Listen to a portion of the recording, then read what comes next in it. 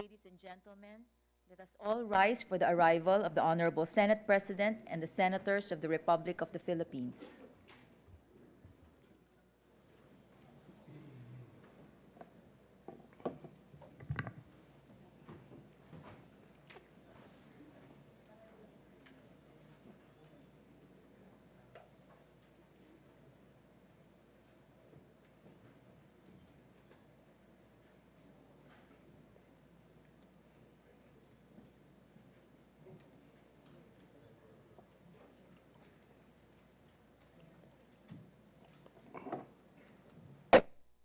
The 48th session of the Senate in the first regular session of the 18th Congress is hereby called to order.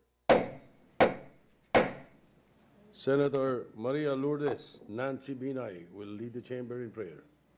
Panginoong Diyos, Ama naming mapagmahal at makapangyarihan, kayo na may likha ng sanlibutan at kalikasan, maraming salamat sa panibagong araw na ipinagkaloob ninyo sa amin. Maraming salamat dahil sa gitna ng mga pagsubok sa buhay, binigyan nyo kami ng bagong umaga at bagong pag-asa. O Amang mahabagin, patuloy naming idinudulog ang kapanatagan ng loob at kaligtasan ng aming mga kababayan na labis na nagdurusa dahil sa matinding kalamidad na idinulot ng Bulkang Taal. Yakapin niyo po sila ng inyong pagmamahal, bigyan niyo po sila ng kapayapaan at naway mabilis silang makabangon mula sa hirap na kanilang pinagdaraanan. Sa araw na ito, dalangin po namin na patuloy niyo kaming gabayan sa lahat ng aming mga gagawin. Gawaran mo kami ng iyong kalakasan at turuan niyo po kami na laging manalig sa inyong kadakilaan at kaluwalhatian. Ang lahat ng ito aming hinihiling sa ngalan ni Kristong Jesus na aming tagapagligtas. Amen. Ay, andun na pala.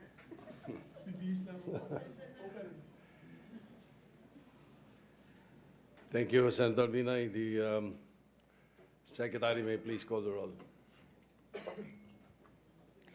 Roll call of members, the Honorable Senators Angara, Binay, Cayetano, De Lima, De La Rosa, Drilon, Gatchalian, Go, Gordon, Ontiveros, Lacson, Lapid, Marcos, Pacquiao, Pangilinan, Pimentel, Po, Recto, Revilla, Tolentino, Villanueva, Villar, Zubiri, Senate President Soto III.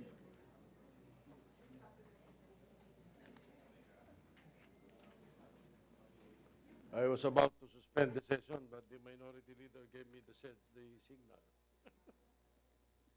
With 18 senators present, the chair declares the presence of a quorum. Majority Leader. Thank you, Mr. President. Mr. President, with the permission of the body, I'll ask myself to be excused with the permission of the Minority Leader so I can change to my suit. I just come from Batangas City. We were giving out relief goods, Mr. President. I'm not dressed properly, but Mr. President, of course, with the permission of the body, we move that we dispense with the reading of the journal of the 47th session, Tuesday, January 28, 2020, consider the same as approved. Any objection? Hearing none, the journal is approved. Mr. President, yes. With the permission of the body, Mr. President, just a manifestation. Senator Francis Pangilinan is recognized. Yes, we'd like to thank the Majority Leader for pointing out that, or requesting that he be excused. Yeah, I've been excused. I remember the late Senator Joker Arroyo, who was very particular about proper attire in our I agree, Mr. President. plenary session. So I appreciate the manifestation of the Majority Leader. Yeah. I agree, Mr. President, Thank you. fully with Senator Pangilinan. As a matter of fact, before I move for reference business, with the permission of the Minority Leader, that I be excused and allow our Deputy Majority Floor Leader, Joel Villanueva, to take over first. But before we do that, Mr. President, we'd like to recognize with us here from Surigao City, Mayor Nitoy Matugas is here with us, Mr. President. Mayor Matugas. Yes, we welcome our guests to the Senate. We also have students from University of the East, Manila, University of the East Manila, AB Political Science students. I believe these are these gentlemen and ladies Yes. on the right. Welcome to the Senate. Thank you, Mr. President. you. So I'd now like to recognize Senator Joel. The acting majority leader is recognized. Senator We also Villanueva. would like to put on record our appreciation with the relief operations being done by our majority floor leader. Mr. President, I move that we, reference of business? Proceed. For the reference of business, Mr. President. So moved. Secretary will proceed with the reference of business. Reference of business, message from the House of Representatives. Letter from the House of Representatives informing the Senate that on 27 January 2020, it passed the following House bills in which it requests the concurrence of the Senate. House number 5673 entitled An Act Authorizing the Department of Health, DOH, to set and approve the bed capacity and service capability of all DOH retained hospitals. Referred to the Committees on Health and Finance. House number 624, an act renaming the Calibo Banga Balete Batan Altabas National Road, which is part of the Calibo Highway, stretching from the Numancia Calibo boundary at Barangay Laginbanwa in the municipality of Numancia, traversing barangays Poblacion, Andagao, Estancia, Tigayon, and Linabuan Norte in the municipality of Calibo, barangays Linabuan Sur, Humarap, Mambog, Poblacion, Tabayon, Libas, and Venturanza, the municipality of Banga, barangays Fulgencio, Feliciano, Calizo, Morales, Poblacion, Cortes, and Aranas in the municipality of Balete, barangays Lalab and Cabugao in the municipality of Batan, barangays Cabugao, Linayasan, Odyong, Poblacion, Manup, Cabangila, up to the Capiz-Aklan boundary, the municipality of Altabas, all in the province of Aklan, as Congressman Allen Salas Quimpo National Highway. Referred to the Committee on Public Works. House number 1061, an act converting the Santa Ignacia Gimba Provincial Road in the provinces of Tarlac and Nueva Ecija via Herona Pura Road stretching from Barangay Nambalan, Municipality of Santa Ignacia, to Barangay Buenavista, Municipality of Pura, all in the province of Tarlac, International Road, and appropriating funds therefore. Referred to the Committees on Public Works and Finance. House number 1778, an act converting the road stretching from Barangay Anduyan, Municipality of Tubao, Province of La Union, to Barangay San Pascual, Municipality of Tuba, Province of Benguet, International Road, and appropriating funds therefore. To the Committees on Public Works and Finance. House number 4773, an act establishing a district office of the Land Transportation Office in Municipality of Balingasag, Misamis Oriental, and appropriating funds therefore. House number 5017, an act establishing a satellite office of the Land Transportation Office LTO in the Municipality of Aliaga, Province of Nueva Ecija, and appropriating funds therefore. House number 5153, an act establishing a regular district office of the Land Transportation Office in the Municipality of Javier, Province of Leyte, and appropriating funds therefore. House number 5277, an act establishing a Land Transportation Office District Office in the Municipality of Lawang, Province of Northern Samar, and appropriating funds therefore. House number 5420, an act establishing a Land Transportation Office District Office in the Municipality of San Jose in the Lone District of Dinagat Islands, and appropriating funds therefore. House number 5519, an act converting the Mabalacat City Extension Office of the Land Transportation Office located in Mabalacat City, Pampanga into regular LTO District Office, and appropriating funds therefore. To the Committees on Public Services and Finance. House number 5738, an act establishing a campus at the Polytechnic University of the Philippines, PUP, in the city of Santa Rosa, province of Laguna, to be known as the PUP Santa Rosa Campus, and appropriating funds therefore. To the Committees on Higher Education and Finance. House number 5739, an act establishing a campus at Polytechnic University of the Philippines, PUP, in Caloocan City North, to be known as the PUP Caloocan City North Campus, and appropriating funds therefore. To the Committees on Higher Education and Finance. House number 5740, an act separating the Tabuk City National High School, Bantay Extension in Barangay Bantay, Tabuk City, Province of Kalinga from the Tabuk City National High School, converting it to an independent national high school to be known as Bantay National High School, and appropriating funds therefore. House number 5741, an act separating the Ginzadan National High School, Mayag Extension, Barangay Mayag, Municipality of Bauco, Mountain Province, from the Ginzadan National High School, converting it to an independent national high school to be known as Mayag National High School, and appropriating funds therefore. House number 5742, an act separating the Lubon National High School, Mabalite Extension in Barangay Mabalite, Municipality of Tadian, Mountain Province, from the Lubon National High School, converting it into independent national high school to be known as Mabalite National High School, and appropriating funds therefore. House number 5743, an act separating the Dalanao Elementary School, the Brubab Dalanao Extension in Barangay Bakari, Municipality of Paracelis, Mountain Province, from the Dalanao Elementary School, converting it to an independent elementary school to be known as Welly Maclinic Elementary School, and appropriating funds therefore. House number 5744, an act establishing a separate Schools Division Office in the City of Canlaon, Province of Negros Oriental, amending for the purpose Section 86 of Republic Act Number 3445 entitled Anak Creating the City of Canlaon. Referred to the Committees on Basic Education and Finance. House Number 5811, an act transferring the location of the Sorsogon 2nd District Engineering Office from Bulan, Sorsogon to Gubat, Sorsogon, amending for the purpose Republic Act Number 9689 entitled an act establishing the Sorsogon 2nd District Engineering Office in the province of Sorsogon and appropriating funds therefore. To the Committee on Public Works. House Number 5831, an act converting the Gimbapura Provincial Road stretching from Barangay San Rafael to Barangay San Miguel, both in the municipality of Gimba, province of Nueva Ecija, and to Barangay Benavista in the municipality of Pura, province of Tarlac, into a national road and appropriating funds therefore. To the Committee on Public Works and Finance. House Number 5840, an act establishing the Technical Education Skills Development Authority TESDA Training and Assessment Centers in San Jose City, Science City of Muñoz, and the Municipality of Rizal, Province of Nueva Ecija, and appropriating funds therefore.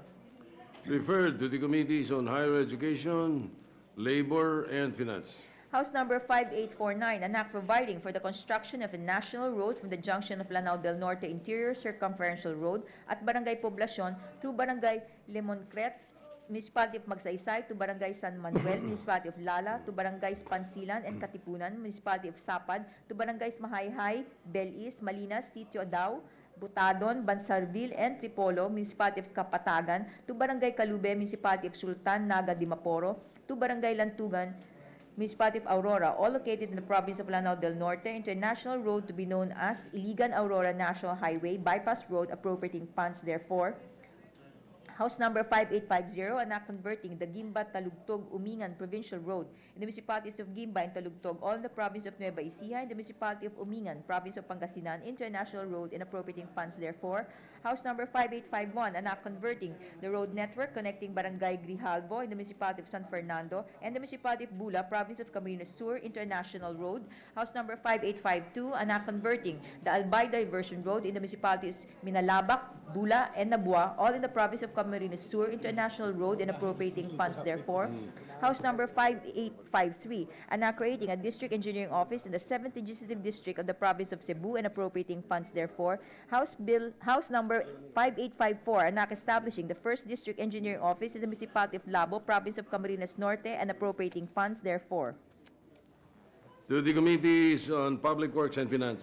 House Number 5870, an act establishing a 300-bed capacity tertiary training and general hospital in Barangay Mauway, City of Mandaluyong, to be known as the Senate President Neptali A. Gonzalez General Hospital, and appropriating funds therefore.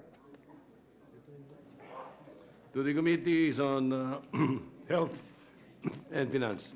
House Number 5871, an act upgrading the Maria L. Eleazar District Hospital in the municipality of Tagkawayan, province of Quezon, into a Level 3 General Hospital to be known as the Maria L. Eleazar General Hospital under the direct supervision and control of the Department of Health, and appropriating funds therefore.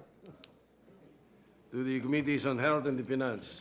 House Number 5872, an act separating the Ginaang National High School, Mainit Extension in Barangay Mainit, Municipality of Bontoc, Mountain Province, from the Ginaang National High School, converting it to an independent national high school to be known as Mainit National High School, and appropriating funds therefore.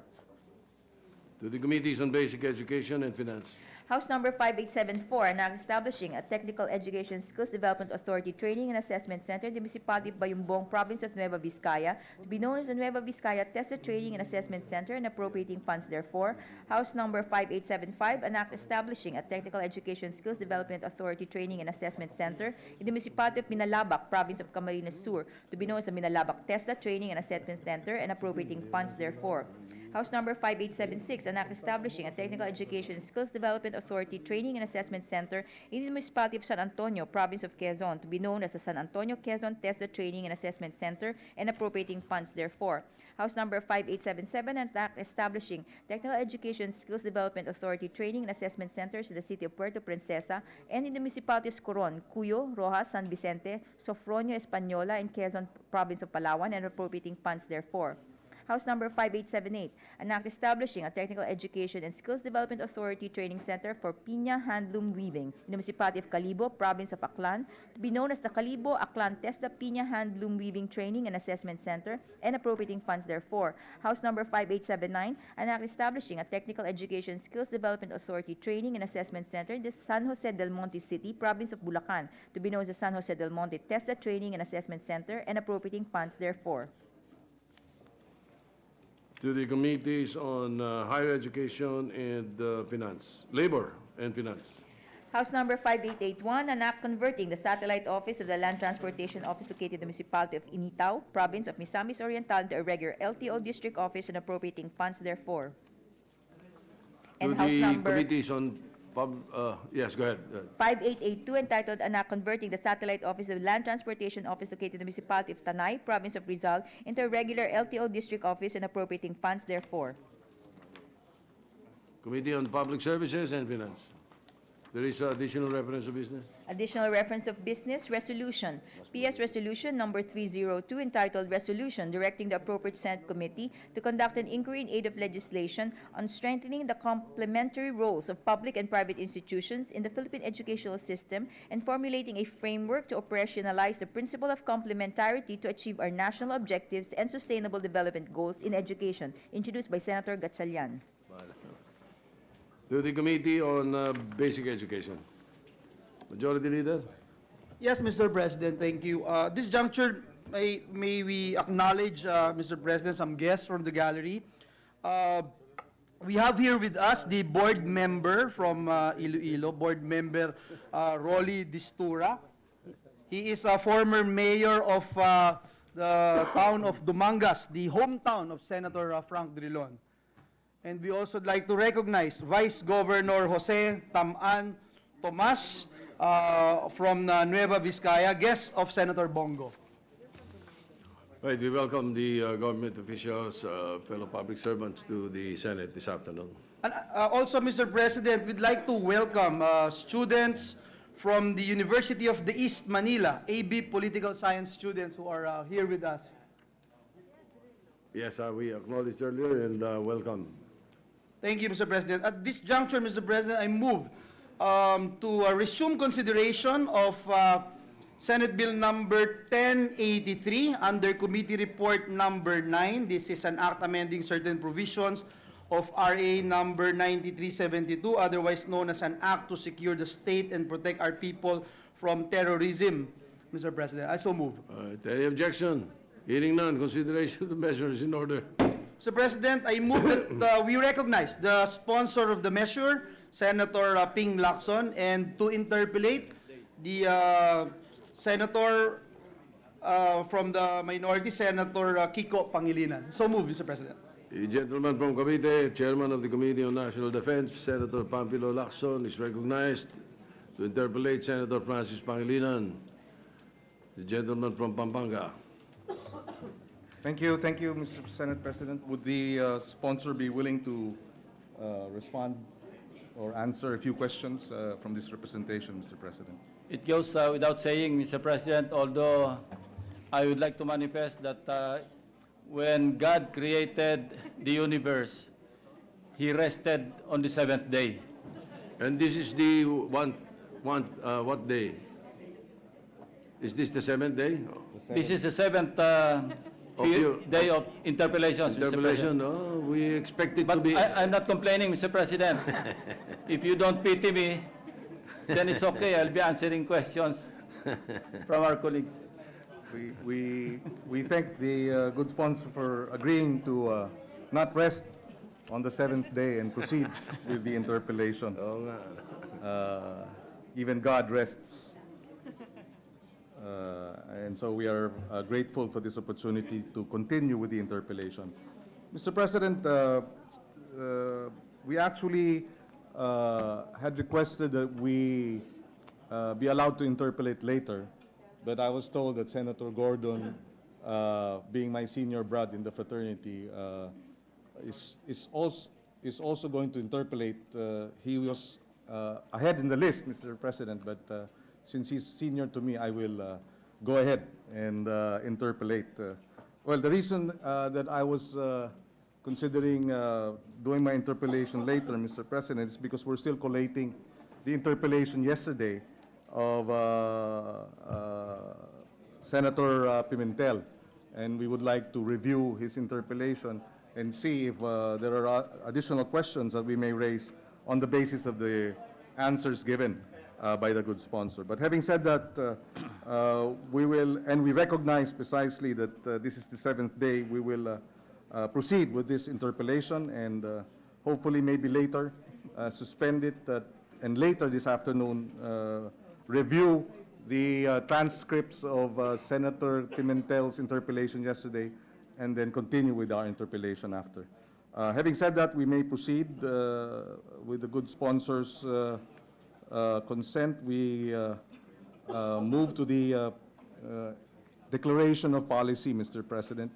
The bill proposes to delete the last 2 paragraphs of the Declaration of Policy of Republic Act 9372, the Human Security Act of 2007, including the portion which states that, and I quote, to be deleted, I quote, "The exercise of the constitutionally recognized powers of the executive department of the government shall not prejudice respect for human rights, which shall be absolute and protected at all times."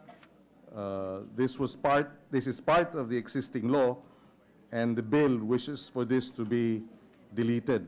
May we know why we are proposing to remove these last 2 paragraphs, and in particular, the stated phrase, Mr. President? While we agreed with Senator Pimentel yesterday, we can reinstate the second paragraph. The reason why we proposed or we are proposing to delete the second paragraph of the Declaration of Policy is that the goal of this proposed legislation is to provide an effective legal framework that can empower the government to address terrorism as a crime. Having said that, the second paragraph was removed to emphasize the focus of the law on anti-terrorism efforts, Mr. President. Mr. President, the first manifestation of and response of Senator Lacson on the sponsor's willingness to include this line and not delete it, Mr. President, I think is sufficient for this representation. We hope that during the period of amendments that the said phrase will not be deleted and therefore will be retained, Mr. President. Nevertheless, Mr. President, all the safeguards, human rights safeguards, are retained in the bill, in the succeeding provisions, Mr. President. Thank you, Mr. President. For the record, we believe respect for human rights should be absolute and protected at all times. We now proceed to other items, Mr. President. The bill proposes to delete a number of other items or provisions, one of which is the official custodial logbook. Under the law, the police or law enforcement unit, custodial unit, in whose care and control the person charged with or suspected of the crime of terrorism, who has been placed under custodial arrest and detention, the unit is required to keep and maintain an official logbook. The logbook shall be open for inspection for the record and scrutiny of his or her lawyer, physician, family, or relative. And failure to comply, there is a punishment penalty of 10 years and 1 day imprisonment. So that is being proposed to be deleted. Another proposal to be deleted, another proposed amendment, the presentation of the detained person before a judge. Before detaining a suspect, the law requires, the existing law requires police or law enforcement personnel concerned to present such suspect before a judge to determine, among others, whether the suspect has been subjected to any physical, moral, or psychological torture. This too is being proposed to be deleted. And also the penalty for torture, Mr. President, is also being proposed to be deleted. Any person who uses threat, intimidation, or coercion, or who inflicts physical pain or torment on, or mental, moral, or psychological pressure, which shall vitiate the free will, this is the provision of the law, of a charged or suspected person under investigation and interrogation for the crime of terrorism or the crime of conspiracy to commit terrorism shall be guilty of an offense and shall suffer the penalty of 12 years and 1 day to 20 years imprisonment. And of course, this was mentioned also earlier, in yesterday's interpellation rather, the penalty of 500,000 pesos for every day that a person has been unlawfully detained or detained or deprived without a warrant as a result of such an accusation is also being proposed to be deleted. Again, what is the rationale behind deleting these safeguards, Mr. President? We deleted, but in lieu of that, we added additional safeguards, Mr. President. For example, the further detention of the person or persons is necessary to preserve the evidence. The grounds for the 14-day reglementary period, ang additional safeguards pa put in place to prevent abuses under the logbook. The law enforcer taking custody shall notify in writing the judge nearest the place of arrest of the following facts: time, date, and manner of arrest. B, location or locations of the detained suspects. C, physical and mental condition of the detained suspects. So in lieu of a logbook, which is being kept or that is being kept by the law enforcer agent conducting the arrest, ito pa yung dinagdag natin, Mr. President. Inalis natin, but I think this is more, this is additional safeguards. We also agreed upon interpellation of Senator Ontiveros to even furnish the Human Rights Commission, the CHR, of the arrest of the person or persons. In that case, Mr. President, perhaps during the period of amendments, when we see the proposed amendment, we might propose suggested amendments to the proposed amendments, just to ensure that these safeguards are not watered down, to the effect that it becomes, or the intention may be misconstrued, that the desire to ensure that the fundamental rights of a person who is accused and under custody is not violated, Mr. President. May we have a clarification as to the provision on presenting the detained person before a judge? If this is to be deleted, therefore the arresting officer is no longer required to make this presentation before the judge. Presentation before the judge? Before detaining, No need, Mr. President. But the judge will be informed as to the time, date, and manner of arrest, location or locations of the detained suspects, physical and mental condition of the detained suspects, Mr. President. immediately. I don't think there is a need to present the arrested person before the judge, Mr. President. That should come if an information is filed and the person arrested is presented for arraignment, Mr. President. Anyway, within the reglementary period of detention, that person should be brought before a prosecutor for inquest, Mr. President. Yes, we raised this concern because the proposal also is that there will be an increase in the, or there is a proposed lengthening of the period of detention without a judicial warrant of arrest from 3 days to 14 working days. And that's why we're raising the issue of a requirement to present the accused or the arrested person before a judge within that 14-day period. Assuming that that 14-day period is approved,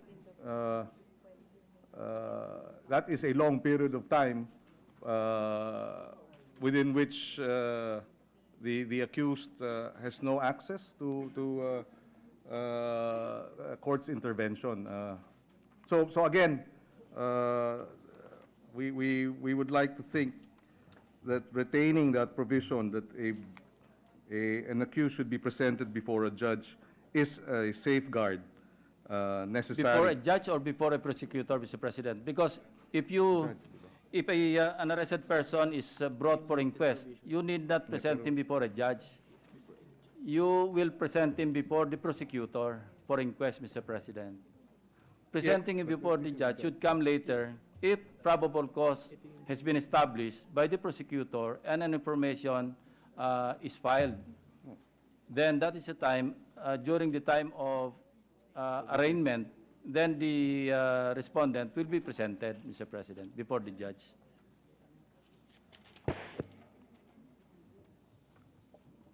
Thank you for that clarification, because the deleted portion reads, provided that the arrest of those suspected of the crime of terrorism or conspiracy to commit terrorism must result from the surveillance. And then the second paragraph says, police or law enforcement personnel concerned shall, before detaining the person suspected of the crime of terrorism, present him or her before any judge at the latter's residence. In other words, upon the arrest and before detaining him, the existing law says he must be presented before a judge. And that is now being proposed to be deleted. So we will, hopefully during the period of amendment, allow us to review this, and the answer is given by the good senator, and figure if we may need to propose additional amendments during that time. Mr. President, we should also consider that we're dealing with a terrorist, a suspected terrorist. And there are security considerations if we require the law enforcement agents to present that terrorist before a judge. So information in writing should suffice.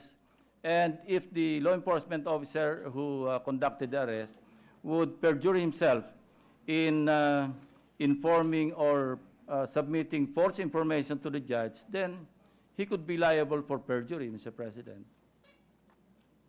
Yes, thank you for that clarification, Mr. President. Anyway, meron pang provision na pwedeng pwede bigyan ng visitorial powers, Mr. President. Yes. With the permission of the two gentlemen, just a clarification. Under the present system, if a person is arrested without a warrant, an information must be filed in the court, depending on the gravity of the offense. That is unless waived. Unless waived now. If it is not waived, there is a period within which the information must be filed. The purpose of that information is to transfer the legal custody from the prosecutor To the judge. to the judge. Yeah.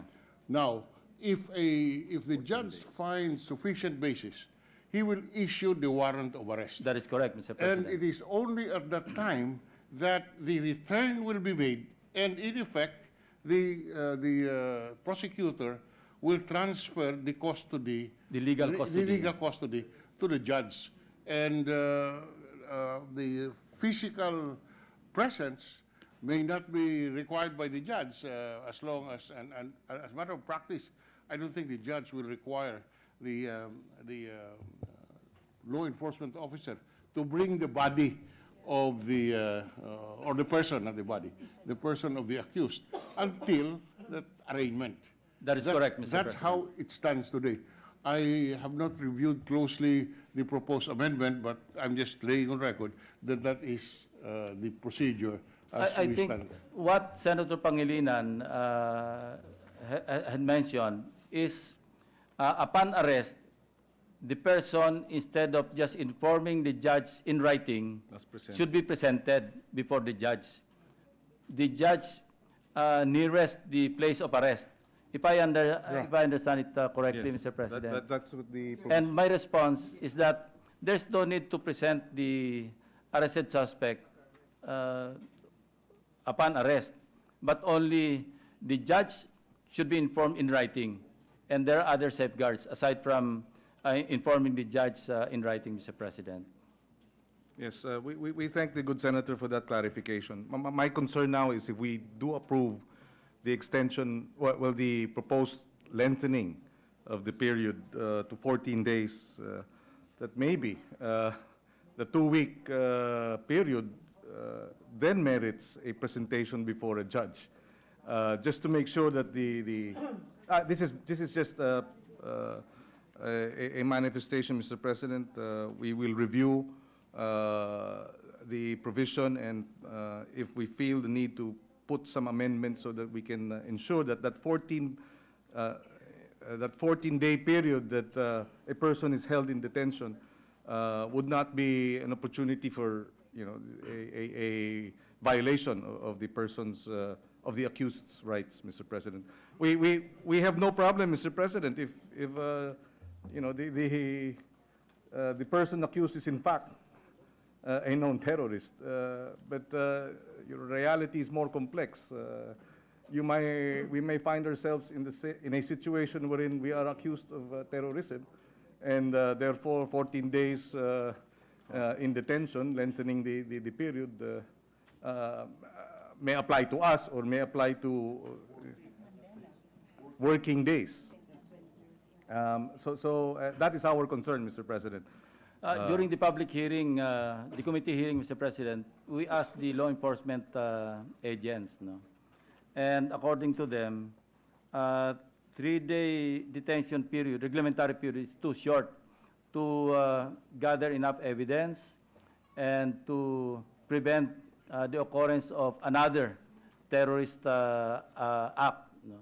And in fact, in his co-sponsorship speech, Senator De La Rosa related his own first-hand personal experience wherein he arrested a terrorist or a terrorist suspect, but he was forced to release him because he would exceed the 3-day reglementary period.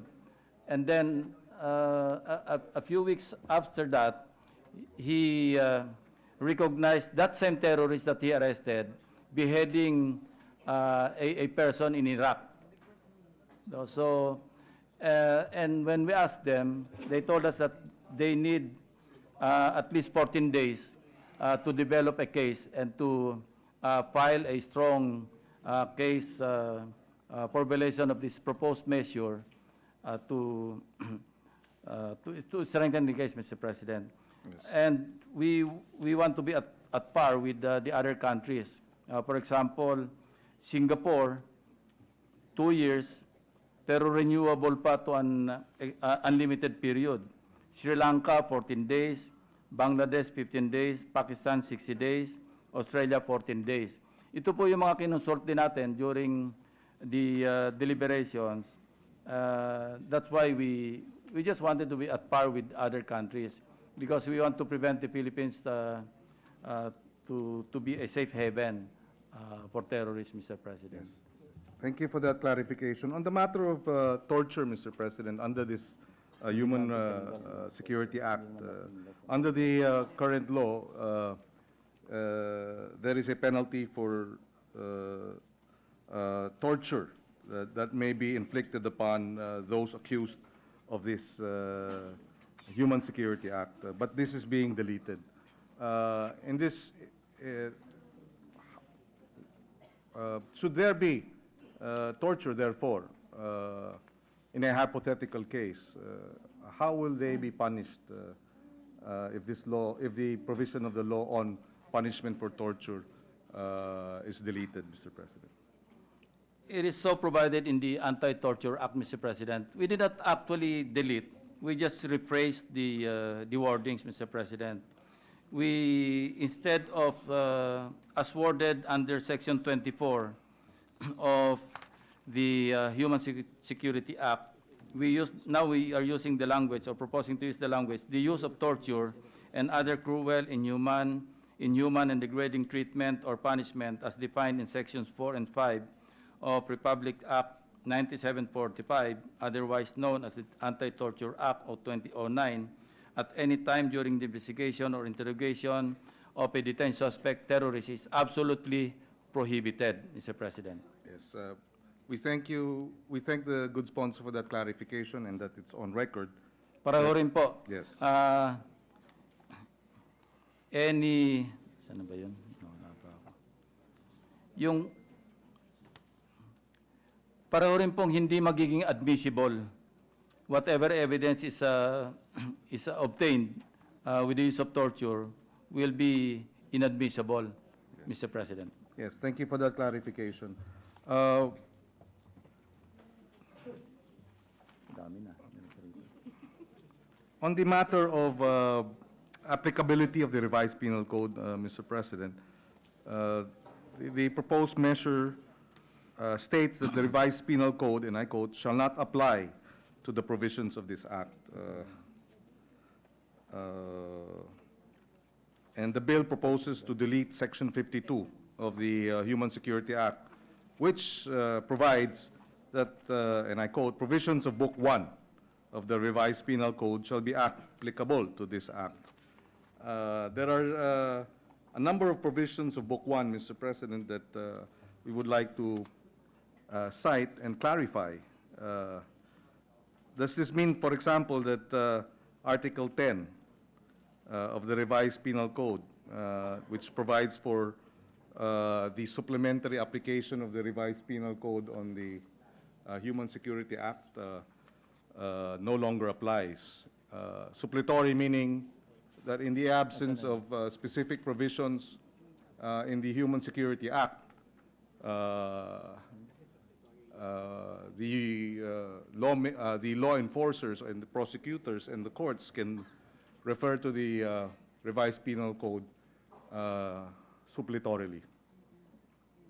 This is the current law. To remove this, is the intention therefore to mean that the revised penal code will no longer be supplementary to the Human Security Act as amended? Yes, Mr. President, the reason being that we removed all the predicate crimes because that's one of the handicaps under the Human Security Act. We just defined or enumerate the acts under the proposed measure. Yes, And a bit of information, because of the predicate crimes incorporated under the Human Security Act, there's only been one conviction since the law was passed, Mr. President. Because you have to prove first the predicate crime before you can prove the crime of terrorism, Mr. President. Thank you for that clarification. There are other provisions of Book 1, Mr. President, that will no longer apply of the revised penal code based on the amendment on Section 47 of the bill. May we clarify, does this mean that the revised penal code on the provisions of justifying, exempting, mitigating, and aggravating circumstances will no longer apply? Ano na yan? Yeah. That is correct, Mr. President. May we have the rationale behind removing these provisions of Book 1 on exempting, mitigating, justifying, and aggravating circumstances? Just for the record, Mr. President. Yeah, we are effectively amending certain provisions of the revised penal code, Mr. President. And therefore, Kasi naglagay tayo ng ibang penalty. so I understand it to mean that an accused can no longer avail of any justifying circumstance or exempting or mitigating or aggravating, or the state may no longer avail of aggravating circumstances in order to push for conviction, Mr. President. Is that right?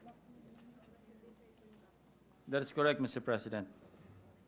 Yes, we would like to revisit that in terms of its possible implications, in terms of effectively implementing the law. Again,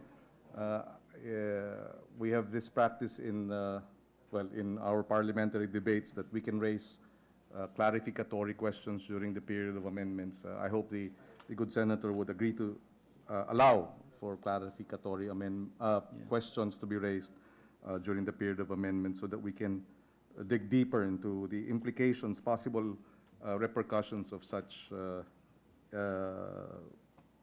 being removed. Mr. President, another question is Article 90 of the revised 90 or 19? 90 of the revised penal code, Mr. Ah. Sorry. Article 19 and the vice president. This is also in book 1. No? Prescription. Prescription. Yes. Yung This is extinction of criminal liability. The chapter on Ginagawa natin yan? yeah. Article 90 provides for prescription of crimes. If Article 90 of the revised penal code on prescription of crimes no longer applies, does this mean that the punishable acts under the bill are imprescriptible?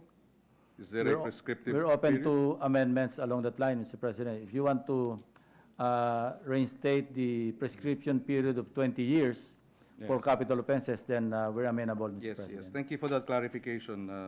That would be one precisely effect of providing for the deletion of provisions of Book 1 of the revised penal code. Mr. President, on the matter of punishing terrorist acts, this is Section 4, planning, training, preparing, facilitating the commission of a terrorist act, Section 5, conspiracy to commit terrorist act, Section 6, and proposal to commit terrorist act, Section 7, and inciting to commit terrorist acts, Section 8. We would like to be clarified.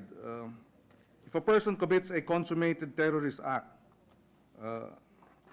will such an act absorb planning, conspiracy, proposal, inciting, or may a person or persons be charged separately?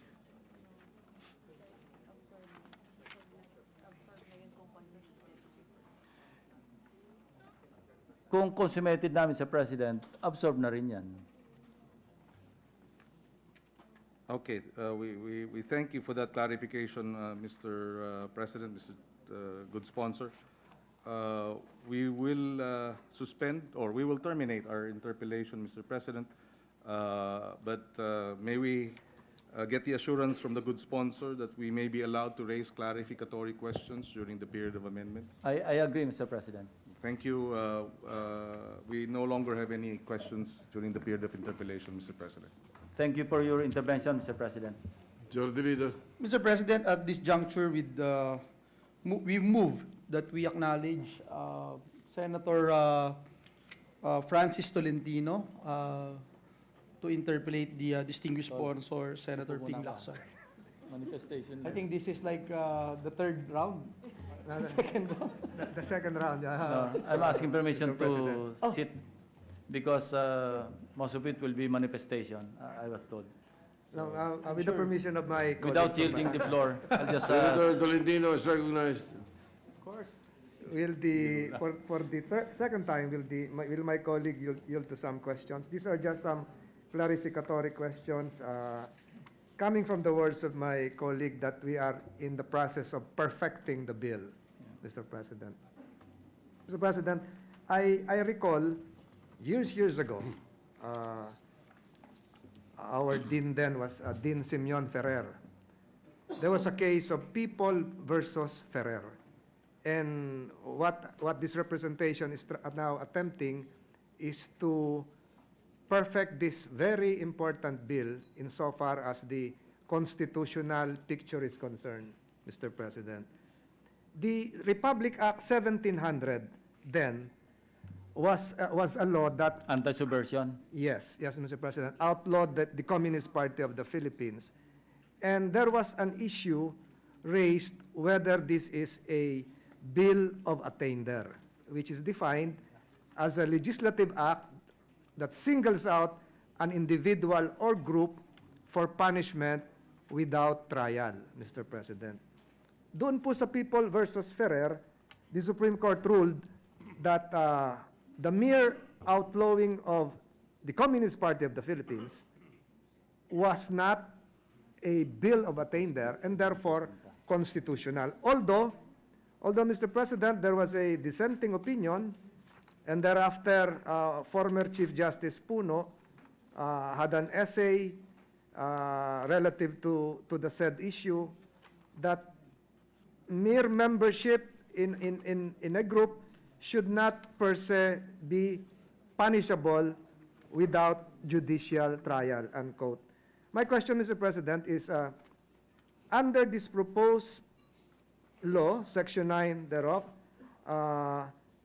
what would make it different from Republic Act 1700? Because under this law, specific groups, especially those prescribed by the United Nations, would certainly be considered as terrorist group, and thereafter mere membership would probably lead to a lawful arrest. So what's the difference, Mr. President? Well, the difference is, what goes with this is due process.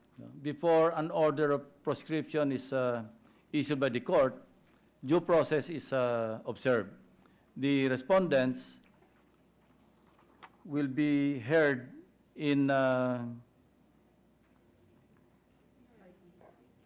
RTC, where the petition is filed, Mr. President. But then again, Mr. President, the bill specified some organizations that were identified by international organizations, specifically the United Nations. Would the pre-identification be equivalent to naming the groups as terrorist groups, and therefore mere membership of within those groups would be outlawed? If it follows, will it follow, Mr. President? It doesn't follow. The petitioner should name the members that will be subject of arrest, Mr. President. It is not as if you file a petition to proscribe a terrorist organization and leave it to the law enforcement agencies to identify later who are the members of that proscribed terrorist organization. Everything goes through due process. The difference between RA 1700, Mr. President, ang nag-declare po noon, Congress, kasi Republic Act, ito ang magdi-declare dito, Korte, and there's a due process observed. So, would it mean, Mr. President, that if the court will be given the procedural leeway to determine whether a group is a terrorist group or not, the suspected member, is he allowed to Question? denounce his membership, even if it's proven later on that he was linked or associated with the said group as part of procedural due process, Mr. President? Can he still denounce his membership and prove that he is not really a member? Well, if the denunciation will only, is only an alibi to escape arrest and prosecution, then it is up to the court to actually determine and appreciate the evidence as presented by the alleged member or the suspected member of that proscribed terrorist organization. I agree, Mr. President, but my line of thinking right now is that prior to the declaration of the court that said group is a terrorist organization, it is not yet a terrorist organization, Mr. President. It is not yet a terrorist organization. So, Mr. President, perhaps there might be a point in the judicial process that the alleged member, who is now an accused, can state before the court that he joined the organization in good faith and his acts as a member were done prior to the organization being declared as a terrorist organization. It is a matter of defense, Mr. President. So it would now, He should, not knowing, in good faith, so it would now appear that acts committed before the declaration of the court that said organization is a terrorist front may be considered as done in good faith, or it can be applied as a defense, as what I have heard. But is there a point, Mr. President, that retroactively the court can declare that said organization, even prior to the declaration, can be considered as a terrorist organization? Kasi baka makalusot po yung terrorist organization. Nag-hearing po June 16 to 2020. Yung ginawa nilang mga overt acts, 2019, na may ginagawa na sila, sangayon dito sa proposed law, na talaga namang would fall as acts of terror, Mr. President. my simple answer or response to that question is, kung wala pa yung batas, wala pang violation ng Anti-terrorism Act, Mr. President. So how could he be charged with violation of the Anti-terrorism Act that has not existed or had not existed at the time that he committed the crime? So, For that matter, even violation of the Human Security Act. Wala pang batas po eh. So he could be charged for another offense. Probably violation of the revised penal code or whatever statute was in effect at the time that he committed the crime. He could not be charged for violation of an act of a law that did not exist at the time of the commission, Mr. President. Correct. I agree, Mr. President. But then again, the notion of the court declaring a group as a terrorist organization would only be revealed during trial. During trial, yes. So Mr. President. Or upon a petition, upon the filing of the petition correct. to prescribe to prescribe a terrorist organization. So my concern, Mr. President, is we might again be entering a legal twilight zone, so to speak, wherein a member, alleged member, can be charged but can have an escape mechanism by alleging that the organization was declared just during the trial. And from the words of the good sponsor, there might be an escape route for the member, alleged member, because upon filing of the case, there was no terrorist organization to speak of.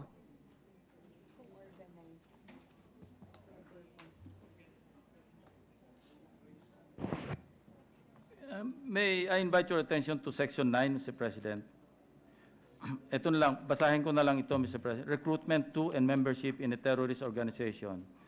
Any person who shall recruit another to participate, join, commit, or support any terrorist act or a terrorist individual or any terrorist organization, association, or group of persons which is prescribed under Section 24 of this act, or the United Nations Security Council designated terrorist organization, or organized for the purpose of engaging in terrorist acts shall suffer the penalty of life imprisonment. I think your concern will be captured in this section, Mr. President. So again, Mr. President, my question is, from the reply of the good sponsor, there is no more need for a court validation as to what is the list of the terrorist organizations, even those coming from the United Nations, prior to trial, because all of this will be out full-blown during the trial process, Mr. President. So even without the trial per se, alam na po natin kung ano yung mga organisasyon na yon. Because again, Mr. President, I will now go back again to its parallelism with Republic Act 1700, the outlawing of the Communist Party of the Philippines, which was to some a bill of attainder and therefore unconstitutional.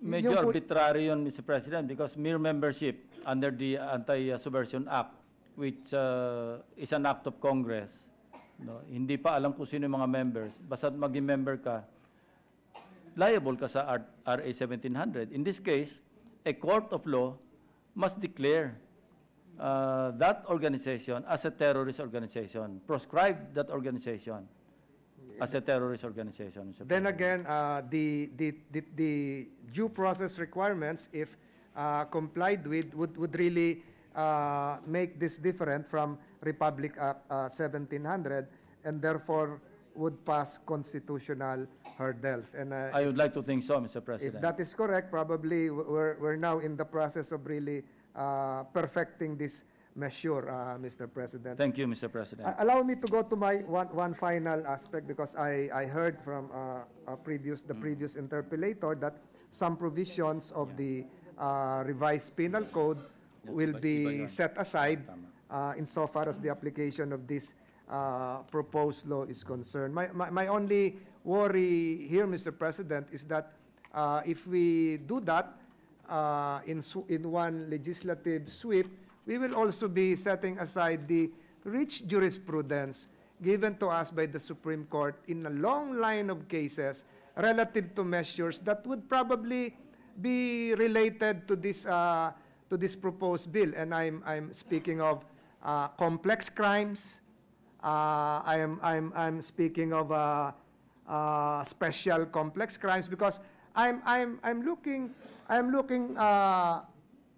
forward to a situation wherein terrorist A, for instance, identify na natin, 2 days ago, two members of the Maute group surrendered in Mindanao. Terrorist groups, for instance, would be stopped at a checkpoint, and without the security or police officers realizing them as members of, banggitin ko na, members of the Maute, nahulihan ng baril, charged for illegal possession of firearms. Hinabla, arraigned. My question here, if we construe it with other crimes contained in the revised penal code, rebellion, for instance, rebellion would absorb the illegal possession of firearms violation, Mr. President. But for this crime, for this measure, there is Section 49, which practically is being removed. Section 49 of the original law, which is being removed in this Anti-terrorism Act amendment. And if I may be allowed to quote, Section 49, prosecution under this act shall be a bar to another prosecution under the revised penal code or any special law. This leads us to believe that once accused of terrorism for an act committed, the same cannot be used to prosecute the accused for another offense. Ito po yung, Yeah, that is correct, Mr. conversation ko, Mr. President. Maute. Maute can be viewed in two lenses. One, it's an act of terrorism. Two, it's an act of rebellion, Mr. President. So if we apply that in our in the bill under consideration, will the act of terrorism absorb the crime of rebellion, which is also punishable by up to 40 years, similar to terrorism, or will we have two distinct crimes? Because Mr. President, terrorism and rebellion, they have different elements, Mr. President. The elements, for instance, the element of rebellion under Article 135, any person who promotes, maintains, or heads a rebellion or insurrection shall suffer the penalty of reclusion perpetua, as differentiated from the elements of this proposed act, which has something to do with acts of terror. So what would be the end result here, Mr. President? Maute, will they be charged with acts of terrorism or rebellion? Mr. President, we'll go by the intent or purpose. Iba naman yung purpose ng rebellion, iba yung intent and purpose ng terrorism act, violation or Terrorist Act. Ano. Kaya namin dinilit yon because we deleted the provision on predicate crimes. So now, kung hindi siya kung halimbawa na-acquit siya no, sa violation of this proposed measure, proposed under this bill, once it is enacted into law, pwede pa rin siya makasuhan for violation of common crimes like illegal possession of firearms. Wala pong double jeopardy doon. Kasi nga, inalis na natin yung predicate crimes eh.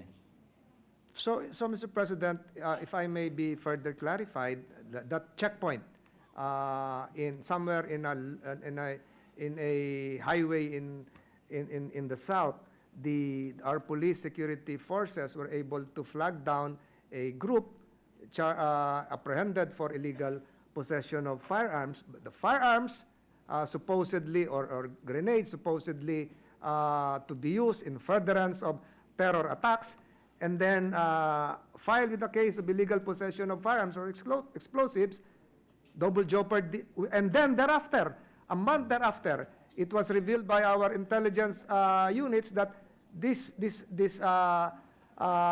detainees are now the real mastermind of the terror attacks.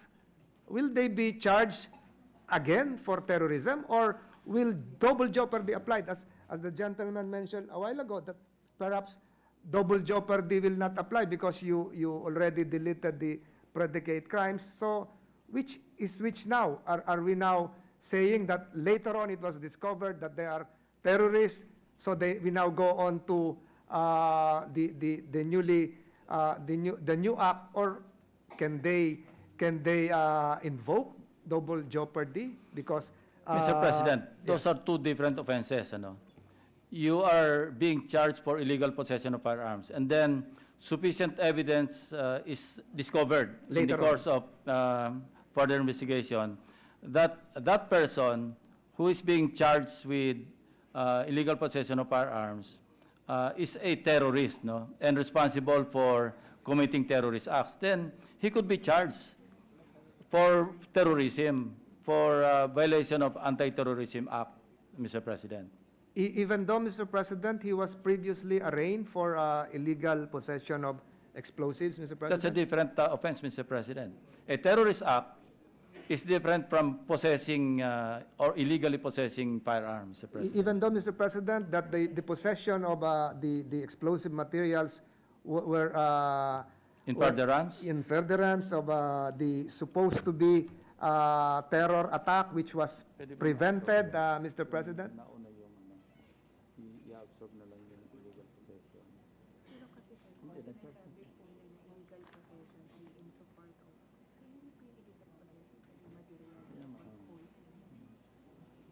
Well, my response to that, Mr. President, is he should be charged for violation of Anti-terrorism Act, or Anti-terrorism Act, Mr. President. So it would now appear that because of the deletion of the... But the case of illegal possession of firearms can still proceed because that's a violation of PD 1866. That's another offense. But then again, my worry is that if double jeopardy attaches, the attempt as the Mr. interpolation President, of... my understanding of double jeopardy is being charged for the same offense, Mr. President, twice. But again, Mr. President, I might There be are two wrong. different laws that apply in the case that you are stating, Mr. We were President. about to execute the act. We were apprehended. They were apprehended. Apprehending officers not knowing that they were part of this. I mentioned Mauti group, and then they were charged. So the response of the good gentleman is that this law will still apply. That is correct, Mr. President. So it would appear that some intelligence information, results of a data gathering that are supposed to be held in confidence would now be brought out in the open before our judicial system, before the general public. My only concern is if we... Mr. President, Yes. may I disabuse your mind? Yung intelligence information, hindi po evidence yun. Iba po yung ebidensya sa intelligence information. I agree. So again, the previous interpellator mentioned the attempt to set aside some provisions of the revised penal code. My only worry, and this is part of our retooling, refining, perfecting process, is that we will be doing away with the rich jurisprudence handed to us by the Supreme Court in a long line of cases relative to complex crimes, compound crimes, double jeopardy, and even the constitutional limitations of how to proceed in a criminal case. I have no qualms, Mr. President, as to the effectivity of this act, the validity of this act. Ang gusto ko lang po talaga, perfect na perfect ito, kaya kahit po sinasabi ni good sponsor na pampitong araw na ito, pinipilit ko pong makatulong talaga sa kanya para pagdating po ng tamang panahon, masabi na po natin talaga na ginawa po natin lahat yung senaryo dito tungkol sa compound crimes, scenarios, so that when the Supreme Court or the judiciary will look back, we did our role, and in furtherance of their interpretation, they will be guided accordingly, that the intent of this law is to protect the state, to protect our people. And having said that, Mr. President, I yield the floor. I thank the good gentleman for having the patience, for listening to my parliamentary conversation. I hope during the period of amendments, he will also be as accommodating, Mr. President. Of course, Mr. President. No. Thank you, Mr. President. Are you threatening me, Mr. President? Majority We're good Leader. for round 3, Mr. President. Well, Mr. President, with the indulgence of the good sponsor, there are other members who registered to interpolate on the measure at a later date. With that, Mr. President, I move to suspend consideration of Senate Bill number 1083. So move, Mr. President. Are you serious? Suspending, Mr. President, yes. Any objection? Hearing none. Consideration measure suspended.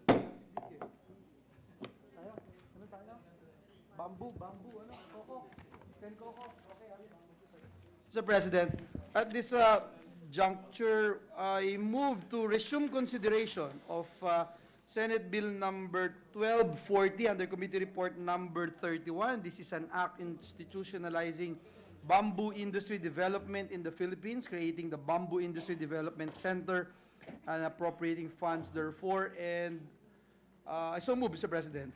Any objection? Hearing none. Consideration is in order. Mr. President, I move that we recognize the distinguished sponsor of the measures, the gentleman from Cagayan de Oro, Senator Coco Pimentel, and to interpolate our distinguished minority floor leader, Senator Frank Drilon.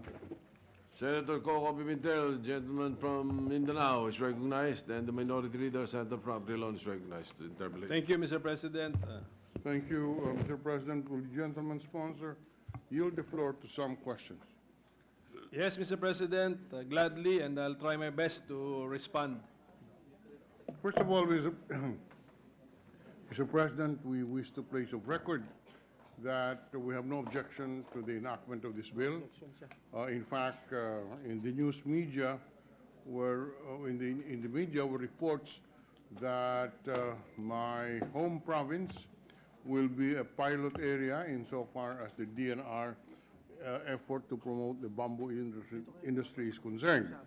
It is in that context that we want to appeal of the spirit of interpolation to clarify certain aspects of the measure in an effort to help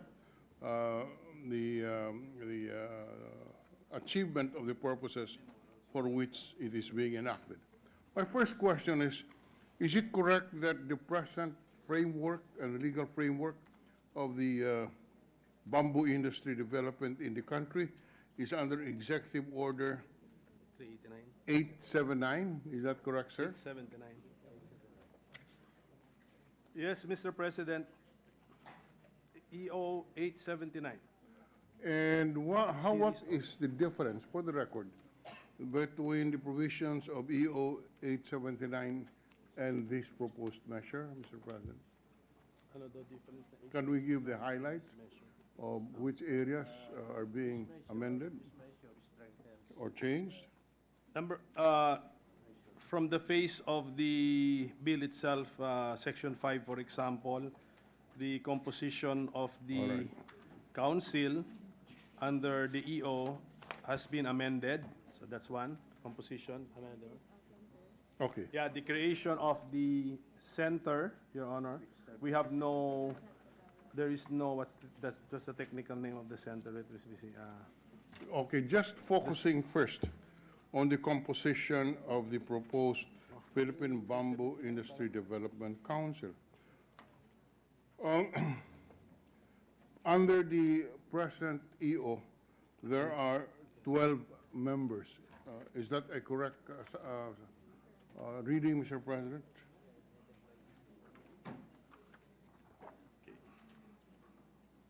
Composition.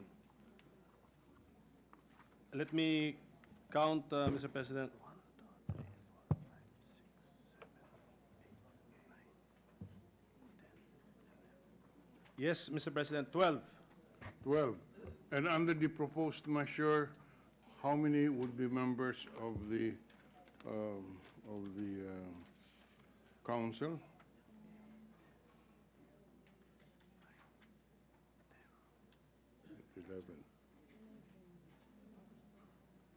11. 11, yeah. My question, Mr. President, is, do we need that many to be in the council? We notice that these are all ex officio.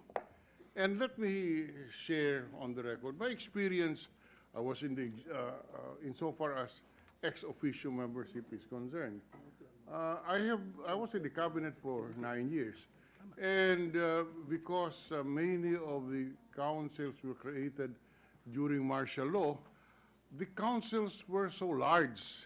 And therefore, one, it delays decisions. Number two, the ex officio members would send underlings or undersecretaries or minor officials who would not be able to decide. And but that's why I recall a management principle that I learned when I was still in private practice: kill committees, they delay decisions. What we're saying, Mr. President, maybe the good sponsor can consider having a less number of officials in the proposed council and provide for a power to seek the assistance or subpoena even other members of the government whose presence would be needed on a particular issue, rather than having a large number of ex officio members who will simply send their underlings and will delay the decisions, Mr. President. Would Yes, the gentleman consider that amendment? We wholeheartedly agree, Mr. President, to have to exert best efforts and review, have a lean and mean council. But we already thought that we were achieving something when we reduced it from 12 to 11.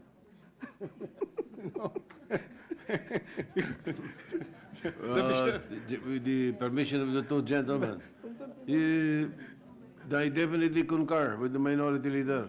Look at what's happening with the Dangerous Drugs Board. You see? So, In fact, there is a presidential commission on poverty or something. Yeah? National Anti-Poverty Council. I think there, commission. If my memory serves me right, there are 25 members or so. That's I'm talking of memory. That is why I don't hear regular meetings because ang hirap po ipunin ng 25 miyembro. Dito po, 11. And, I don't think we lose anything by having it in a more concise, by having a more manageable council. But at the same time, include a provision which will authorize the council to call on any official in order to assist the council in the discharge of its functions. So, with that, Mr. President, I hope that the good sponsor can consider the period of amendments to include as part of the committee sir. amendments a reduction of the number of members of the council. We agree, Mr. President. Now, there is also a proposal to create the Bamboo Industry Development Center. Again, this is not provided in the in EO 879. Is that the correct assumption, sir? I have been informed, Mr. President, that although there is a secretariat mentioned in the EO, it has been abolished. The secretariat has been abolished, Mr. President. So there's no secretariat now. So the idea in the bill is to create a secretariat, but call this the center. Yeah, call this the center to assist the council, Mr. President. We noticed that we already provide for 4 divisions: research and development, trade promotion and education, networking and linkages, internal administration. May we suggest that that the DBM or whoever be given the authority to formulate the number of divisions, because this is something technical, and I do not think we would have the competence to determine whether 4 or 40 divisions will be necessary. We hope, again, that in the period of amendments, the gentleman can consider to leave this authority the power to create divisions, say, to the DBM. Yes, Mr. President, we see the point of the minority leader, and we will be guided by his wisdom, Mr. President. Tama, technical masyado yun. Now, under the present regime, EO 879, an executive committee is created, tasked to prepare the Philippine Bamboo Industry Development Plan. Has this committee prepared the Bamboo Industry Development Plan? Under the, or who's part of the, Oh, pero we already have this roadmap. there is an existing one. Mr. President, there is an existing bamboo industry development roadmap, which is the product of the executive committee. It was approved in 2016. 2016. Is the proposed Bamboo Industry Development Council different or will take the place of the executive committee presently existing under EO 879? Or will the executive committee continue to exist? Can we be clarified on this point, sir? The purpose of the executive committee under the EO is to assist the the council, yes. So under the bill, Your Honor, it will now be the center which will now assist the council. And the center is headed by an executive director. This is the present bill would propose the creation of the Bamboo Industry Development Center, which will now take the place of the executive committee presently existing or mandated under EO 879. Is that how it is, should be interpreted, Yes, sir? Mr. President, that's correct.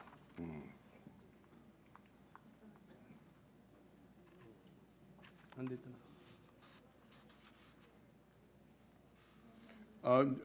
Just for the record, can we have the answer again? Is there a bamboo industry development plan in existence today? I am informed there is one, Mr. President, approved in 2016. 4 years ago, Roadmap, they call it the roadmap, Mr. a President. roadmap. And how has it been implemented? This is, just to show us the copy, Mr. President, it has been published actually, and the implementation is being part of it. Now, We cannot say 100%, Mr. President. Now, there is a provision here which mandates the council to formulate the bamboo industry development roadmap. Is this different from the roadmap presently in existence? Yeah. Well, Or is the present roadmap effectively set aside once we pass this law? I don't think so, Mr. President.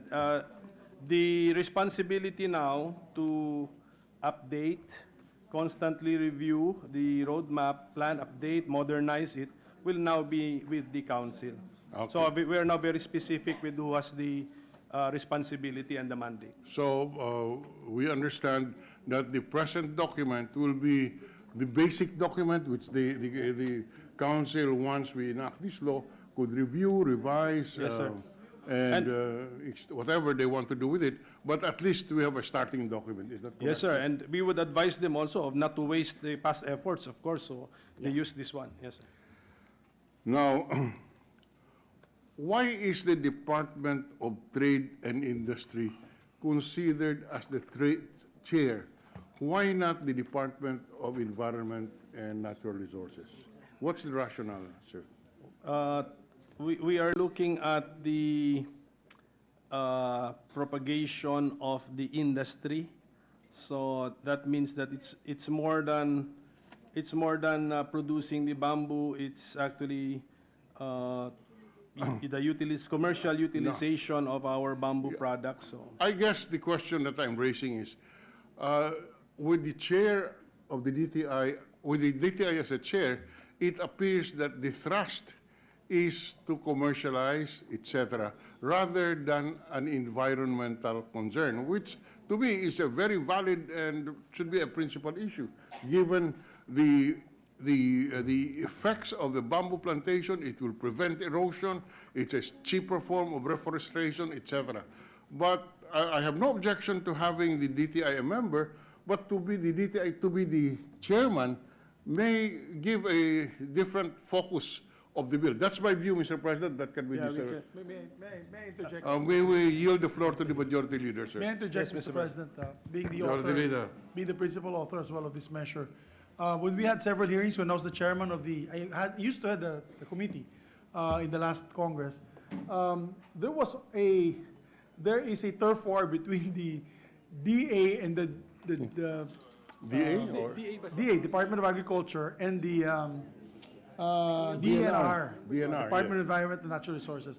They each claim that this product is theirs, the crop is theirs. The DNR says it's more for, it can be used as agroforestry, slope protection, etc., etc.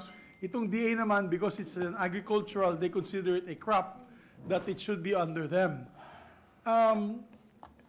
If you ask the stakeholders, Mr. President, ayaw din nila sa dalawa. Because nga, wala naman talagang tulong na ibinibigay itong dalawa sa bamboo organization or bamboo sector. The one that actually is helping them now, Your Honor, Mr. President, and to our minority floor leader, is really the DTI, because even the shared service facilities, on terms of the end product, which is to create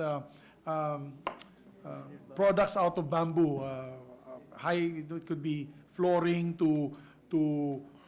I've seen bamboo toothbrushes to even music sound enhancers for your cell phones. We're all being supported by the DTI. So the DTI talaga really wants to go in the forefront of developing the industry, Mr. President. So we have a department that really wants to support this industry, and the stakeholders also would like the DTI to be able to assist them.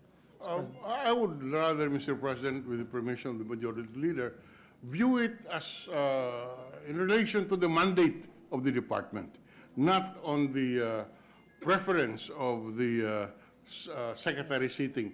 Because if you talk about that, Mr. President, about the interest of the sitting secretary, let me place on record that Secretary Simatu has already gone and talked to a number of people in my home province, encouraging them to go into bamboo plantation, designating thousands of hectares of land for bamboo plantation.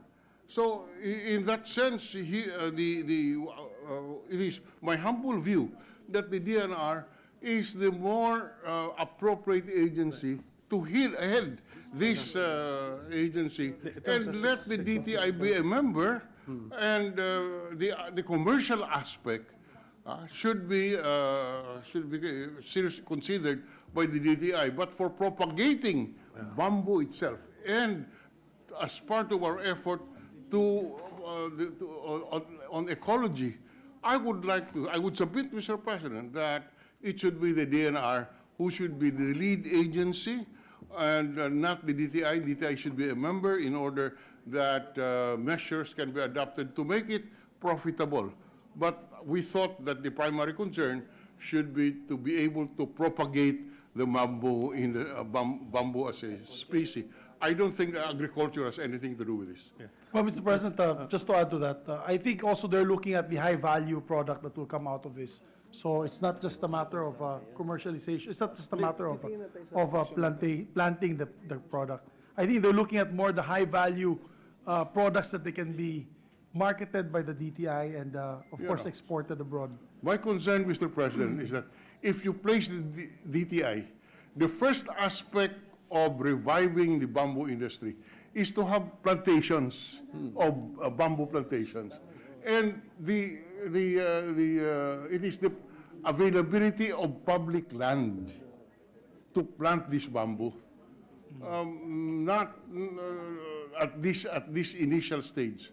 So my view, Mr. President, I will submit to the good sponsor and to the body that it should be the DNR who should be given the mandate to head this agency. We have no problems with maybe in the future, once we have established this, we can provide that after X number of years, the council may consider allowing the DTI to lead the council. But this is my view. I submit to the floor at the appropriate time, this Okay, Mr. proposal. President. Maybe just for argument's sake and debate, Mr. President. On the issue on, for example, propagation of bamboo, I do not know, no, and I have to, because I was not in the hearings, I wasn't in all the hearings. I do not know how, for example, Juan de la Cruz farmer could approach the DNR to help them establish a bamboo plantation in this particular farm. I think, would that fall in the mandate of the DA? Because the DNR, whose mandate is only to work on public land. I don't know if they can give out seedlings also to private entities. Certainly at this stage, I think the best, the assumption is that it is the public land upon which this bamboo should be planted if we are going to hope for to develop really the bamboo industry, because you cannot develop a bamboo industry in a 1 hectare piece of land. I would like to think you would look at vast tracts of public land. Anyway, Mr. President, I'm submitting that for the consideration Thank you, of Mr. the President. Thank you, sponsor. Mr. President. Pero boss, yung public, Uh, kasi NCIP na. What is also important, Mr. President, is that the Secretary of the DNR is also a member of the council. Yes, but So it's a matter of maybe there should be a magic formula, a chair, co-chair, or a revolving chairmanship, etc. maybe a chair, co-chair. Yeah, chair, co-chair, yes. that So it can if that emphasize- should be acceptable to the minority leader, we can make that Chair, co-chair amendment. may be the acceptable Chair, co-chair. compromise, so that the environmental and the commercial purpose would be simultaneously highlighted. Now let us come to the most to me the very meat of the bill, and this is on the incentives granted under Section 12. You know, Mr. President, going over the incentives provided here, and there are, how many? Up to 1, 2, 3, 4, 5, 6, 7, 8, 9, 10, 11, 12, sir. 12. There are a dozen classes of incentives. Mr. President, before this chamber is the proposal to rationalize fiscal incentives. I support the industry, and I support legislation which will promote the growth of the industry. But I am afraid that with these incentives being granted, or proposed to be granted, there will be objections from the Department of Finance that because it becomes inconsistent with the policy of rationalizing the fiscal incentives. So, would the gentleman agree with that, Mr. President? The Thank you. danger. Yeah, thank you for bringing that up, Mr. Minority Leader. Since we have time anyway, because another senator, I think, will also interpolate, we will resubmit this section 12, but section 12, listing the incentives in the bill to the DOF and get their formal position or formal stand, because so far they have not manifested any contrary or negative Yes, that position, is what Mr. I was going to President. ask, if their views here of the DOF has been secured, but I'm glad the good sponsor has said that he will submit this to the DOF for comment, because we are afraid that if the DOF comment or endorsement is not secured, after we pass this bill, as we have seen in other bills, we end up with a veto because the Department of Finance, whose mandate is to raise revenue, will raise hell if they see all the incentives being granted. So in our effort to help the industry, we may want to be more prudent and submit the matter of the 12 incentives to the Department of Finance, get their views. That's the reality that we are faced today.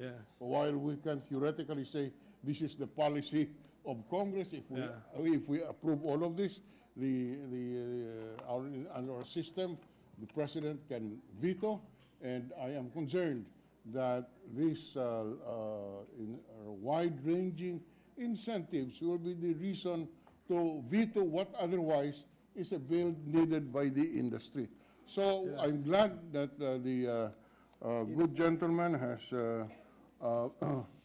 manifested their willingness to, his willingness to have this reviewed or commented upon by the Secretary of Finance, and I will not ask questions anymore because I have a number of questions on the incentives granted. Maybe we can just suspend our interpretation and get the Department of Finance comment, and once the comments are in, we will look at it and maybe, and we can shorten we can hasten the passage of this measure. With that, Mr. President, we suspend our interpretation on that premise, Mr. President. Thank you. I thank the Minority Leader, Mr. President, for pointing that out, the section on incentives. Because in our excitement and eagerness to help the industry, we may have been carried away, and maybe we have really, we are over-promising, so we better have the DOF double-check the incentives that we provided in the bill. But we will give them a time limit, Mr. President, because we've been asking them actually, so another chance, last chance, but should there be no negative or adverse reaction, that means they are okay with it. But Actually, we will not preempt them, Mr. President. I will confirm the statement of our dear Minority Floor Leader on the DOF, on the incentives. Based on the information of the House of Representatives, the DOF told the House of Representatives in their hearing that the income tax incentives, income tax holiday incentives will be, if it will be retained, the bill will be vetoed. That's what I was told today. So that's why the House removed Section 12. I think that whole section was removed by the House of Representatives. So, and we were in a meeting, and just to put on record, together with the Senate President, we were in Malacanang in our first mini-LEDAC, and that was the message of the the Secretary of Finance, Secretary Dominguez, which actually led to a debate between Chairman Gordon and the Secretary, Mr. President, because of the veto of the rich bill. So, and he said they became So- poor. So yun na, Mr. President, for the information of So, our Mr. chairman. President, once we receive the comment and the inputs from the Department of Finance, we will now ask for the resumption of the interpellation so that we can report to the body the feedback from the DOF. Actually, Alright. Mr. President, to hasten the proceedings, Alright. to help the chairperson, we can actually approve it sans the provision, and there will be a BICAM anyways. We can await the discussions of the BICAM, the DOF. If the DOF says, fine, certain incentives are available and suspending allowed. You pwede sa BICAM. you are trying to recover from your crystal ball, because you told me that this is a very short bill. Baka mabito pa. Mr. President, we have no objection to that proposal of the majority leader. All right. And there were the questions we raised can be already be addressed on the other areas, as the good sponsor has manifested. He can review the number of members of the council. These are not very major aspects of the bill. The major aspect really are the tax incentives. So if we delete that in the meantime, amend and in the period of amendments, delete that and correct some of the items which we have agreed upon, we can go to the BICAM and see what happens afterwards. We can hasten the approval. Yes. But at the same time, also send that communication to the DOF. Yeah, but yes, we are open in the period of amendments to delete the entire section 12. Entire section 12. Entire And then what we can do is during the BICAM, Mr. President, we can invite the DOF to attend. Okay. They're undersecretaries, Carl Chua, What is there? the man of Mr. Gatchalian's dreams. All right, so what is the pleasure of the body? So, Mr. President, one more colleague would like to interpolate, Mr. President. Senator Tolentino, so recognized. With the permission of the good sponsor, this will not touch on constitutional realms, Mr. President. Under Section 2, apparently one of the purposes is for climate change mitigation and adaptation. Am I correct, Mr. President? Yes, Mr. President. So just like the previous interpellator raising concerns about the composition of the Philippine Bamboo Industry Development Council, I do not see any reflection insofar as the proposed bill is concerned, except for the declaration of policy in the composition of the Philippine Bamboo Industry Development Council. What I'm trying to state, Mr. President, is that perhaps the executive director or any representative from the Climate Change Commission should be part of a member, or if that can be absorbed by the Yes. DNR, because we're talking about climate change mitigation and adaptation, Mr. President. Yeah, we will come up with the magic formula, Mr. President, where we can satisfy the need to have a lean and mean council, at the same time bring a person with the point of view of climate change adaptation into the council. My reasoning, Mr. President, if the good sponsor probably would accept this, is that bamboo is known for its high CO2 adaptive capacity and can store up to 40% of the total amount of their biomass. In fact, Mr. President, when I was mayor, I endeavored to get some bamboo seedlings from Palawan. And apparently, these bamboo seedlings came from Indonesia. Oh. Ang laki po nung bamboo seedlings ngayon, hindi na ho seedling ngayon. Nasa likod po ng City Hall ng Tagaytay, kasi laki po ng poste ng Meralco yung diameter niya. Buhay pa ho hanggang ngayon. After several years.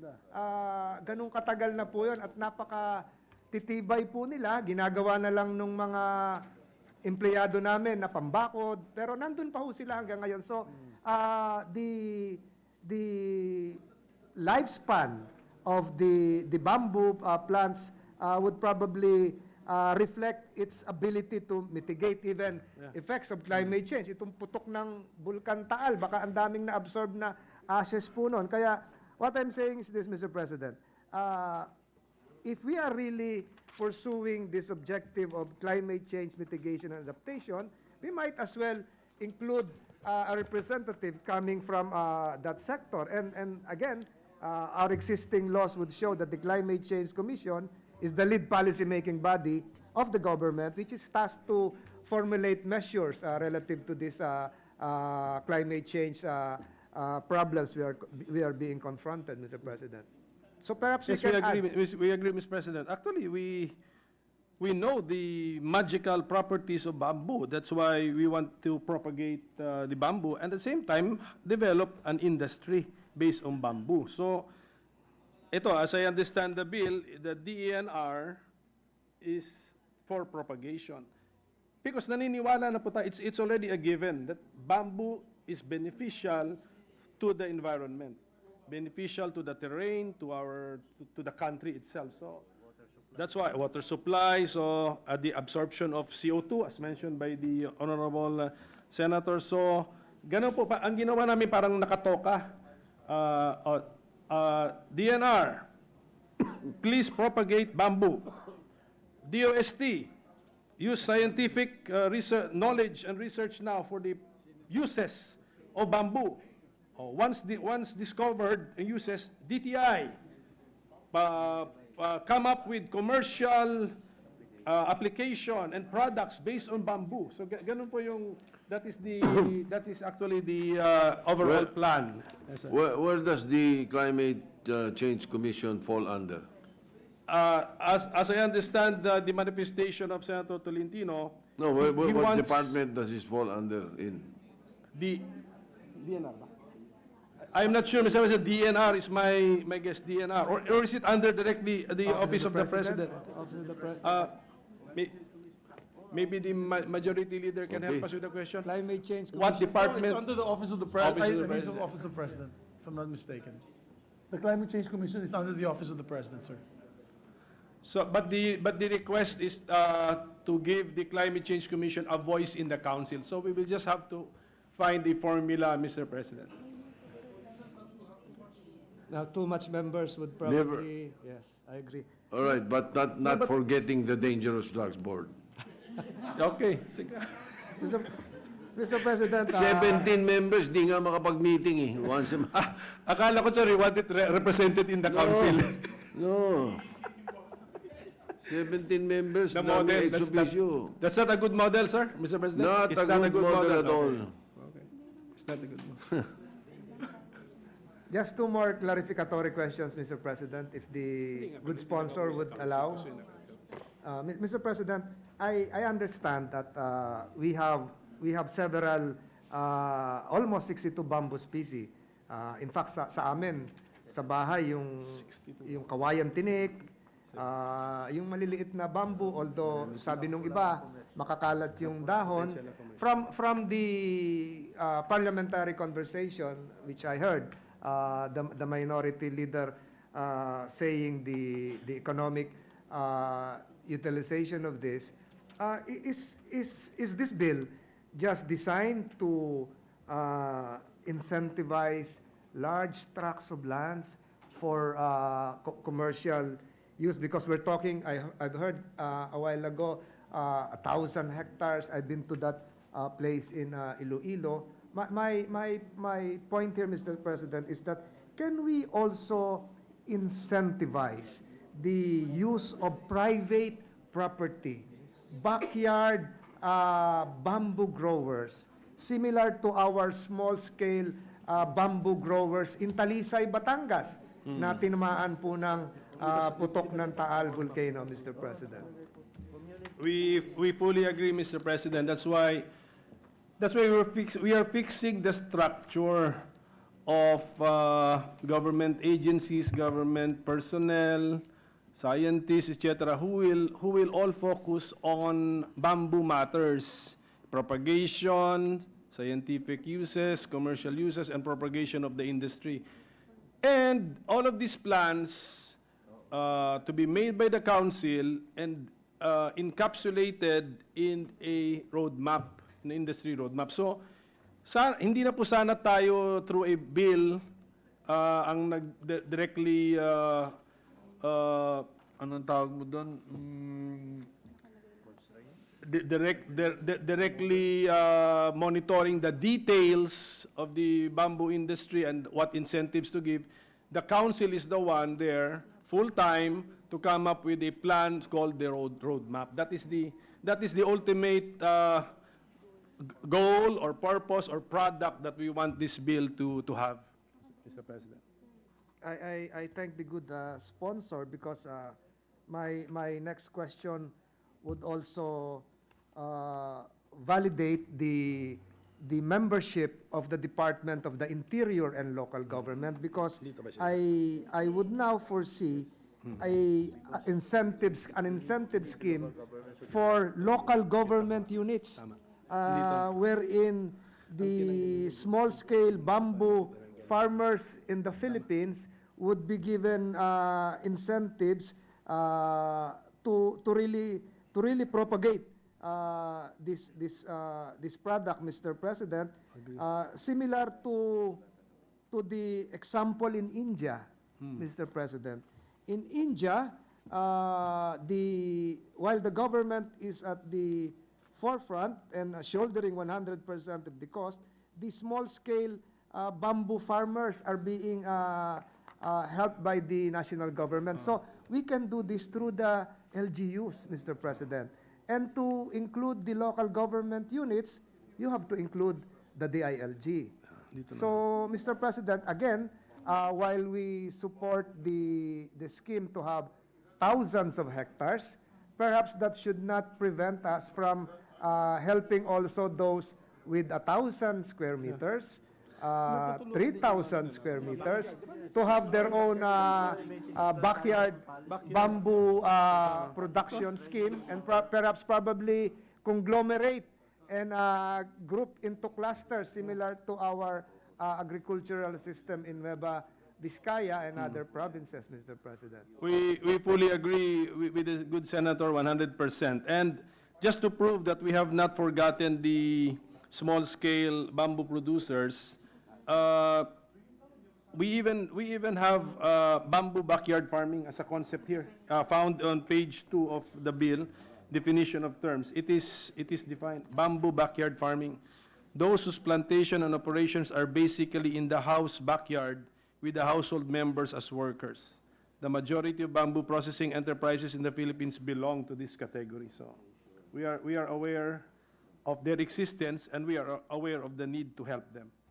Yes, Mr. President. So, wala na po siguro ako nakikitang dapat pang liwanagin na tutulungan yung mga malalaking sektor, tutulungan din po yung mga galing sa backyard para lumagana po itong mga kayali, buho, anos, bayog, kawayang kiling, and others. So, I support this measure, Mr. President, and I congratulate the good sponsor for being now a bamboo expert.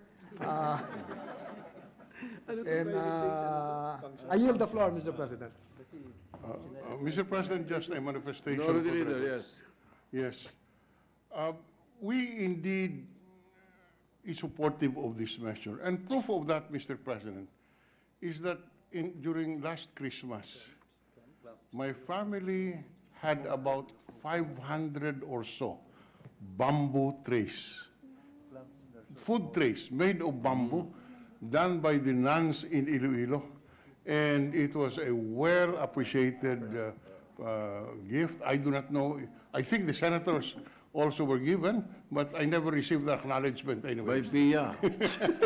We were given. But just to show that we are supportive of this industry, we had bamboo trays made. At ang ganda po, Mr. President. So I just want to spread that into the record upon the instructions of the majority leader. So to support the bill. Thank you very much. Yeah, we indeed received the bamboo. One final. One final input, Mr. President, from one of our resource persons here about climate change concerns, Senator Tolentino. When you develop a bamboo plantation, you meet at the same time in the environmental benefit and the commercial purposes, because when you harvest, you do not cut entirely the clumps, but only a few poles per clump. So the plantation continues to provide the climate change functions and benefits. Thank you, Mr. President. Actually, to add to the good Minority Floor Leader, Mr. President, there's even a bamboo car. Was designed by a very famous designer, Kenneth Cobonpue, in Cebu. And he also made a bamboo bike. We can even make bicycles out of bamboo. Also, a bamboo bike. Unfortunately, it is 8 years old but still brand new. Oh, can you imagine? Okay, and Ang maganda dyan, pag hinati-hati mo, itanim mo, tutubo pa. we still enjoy the bamboo tumbler given by Senator Pia Cayetano.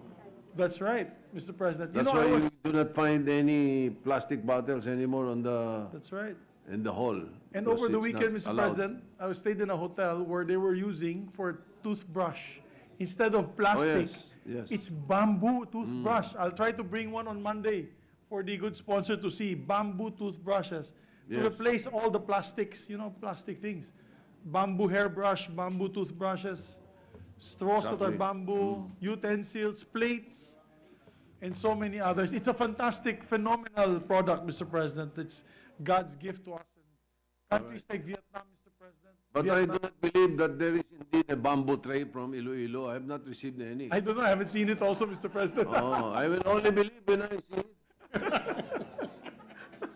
We also, Mr. One President, day, Mr. President, two things I will do. First, check with your staff if you're missing one. All right. Number two, I will bring one for you. All right, thank you, sir. Thank you, Mr. President. So also saying, believe Mr. that. President, Vietnam is using this now to enrich the farmers, this product with high-value products. Vietnam, China, and Indochina, actually, Myanmar and Cambodia. So with that, Mr. President, unfortunately, as much as we want to pass it today, we have one more colleague who wishes to interpolate the measure with the permission of Senator Coco. It's Senator Bong Revilla. He still wants one more. And, we are a collegial body. We of course, take note of the We can request take of our that up colleagues. Monday, and then by that time, already the study was made already by the Yes. chairman of the Committee on Trade.